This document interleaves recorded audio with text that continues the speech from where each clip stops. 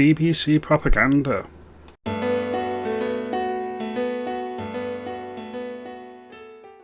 Good morning, I hope everyone's well today. Thank you for watching as always. The BBC is the propaganda arm of the government. They're there to show a government message and they're there to sell a narrative, whether that's in media, news or any other avenue that the government decides to lean on. And this is how the BBC actually justify the extortionate licence fee to the taxpayer. Now, it's come to my attention that there was a TV show on last night, and I'm going to get into that in a minute or so with a clip. However, I want to touch on a few things before we get to that clip. The government was very happy with freedom of speech and freedom of expression, right until the internet came along. Right until we all have a digital microphone or megaphone to amplify what we say and our message to a mass audience. This is what they don't like. The control of the narrative has shifted. They cannot control the narrative, and that's why they want to stifle free speech, they want to stifle debate, and they don't want to be as transparent as they claim they want to be. And this is all a result of the internet. So I'm going to play the clip now, and then we'll get into the clip as it plays, and we'll analyse it a little bit more afterwards as well.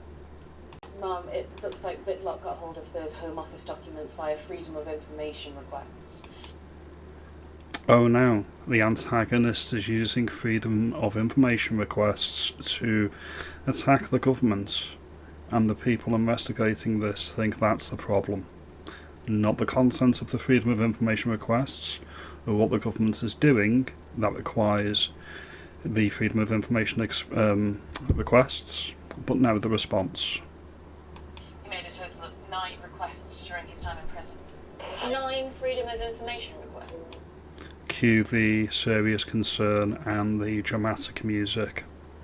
Requesting information under Freedom of Information is apparently really, really bad, and you're an extremist. It sounds like Whitlock had it in for the Home Office. He accused the government of covering up the true stats on undocumented migrants. Fair to say it's something of an obsession for the lad. Whitlock's 4chan account, Mum, deactivated last month. 4chan user, need I say any more? Need the programme say any more? Now, they are making a point, but they're making a point that either they weren't aware of or was completely, as I say, I think it's completely unintentional, so we'll get into that in a moment or so. Because?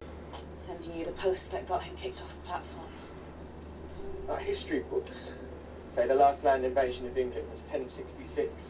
Now, in actual fact, the last land invasion of England was yesterday morning at 9:45 when a boat carrying 40 undocumented male migrants landed in Dungeness, Kent. So this is actually a amalgamation of 2 or 3 different types of people. You've got people like Lewis Brackpool that will put in Freedom of Information requests to the government. Mostly they get accepted, sometimes they get declined.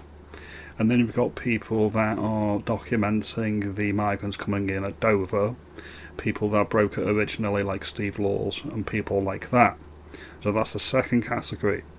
And the third category of person is concerned citizens. People that say that we need to take action to keep our communities safe, to keep our country cohesive and safe for our women and children. So they've amalgamated these 3 archetypes into a single character, and this is what the programme is framing as the extreme position, and this is what the government is spending all of its resources and money policing. So it is a self-report, it's just not the self-report that they intended. Right, that's 40, fighting age, illegal male migrants. Now, land invasion is an act of war. Right? In war, civilians are allowed to fight back. We're supposed to fight back. And the next time a boatload of fighting age males lands on our shores, we'll be ready. So we'll leave this here. So they are framing it as the extreme position is to be concerned about migration, no democratic consent. They're framing it as extreme if you notice the fighting age men coming across the English Channel, invading our country, The only thing that's missing is the declaration of war from a hostile state, but they're doing it by nefarious means. And they're framing it as if the government are policing that issue rather than policing the democratic concerns of the people that elected them. So it is a self-report, it's just not the way they intended it. They're intending to frighten people and scare people into staying silent and thinking, oh well, we better do as we're told, otherwise they're going to come for us. And this is the framing of the TV programme. But it's going to have the reverse impact, because firstly, not many people still have a TV licence, not many people actually watch the BBC, especially when they're putting out drivel like this. And it's going to turn more people away, and it's going to turn more people into what they deem as extreme, into the bargain. Now, a little bit on freedom of information requests. The government is looking to make it far more difficult to actually obtain transparency. They want to clamp down on the freedom of information that the general public has access to, because they don't like that people like me, or people like Lewis, or other people online are not staying silent anymore, and I'm actually putting it out there, and I'm actually putting our views out there, and finding, oh, we're not in the minority. A lot of people agree with us, on all sorts of things. Now, the freedom of information requests, just to be perfectly clear, they were brought in Tony Blair's government. Let's have a look now. The Freedom of Information Act 2000 was enacted under Blair's Labour government and came into force in 2005.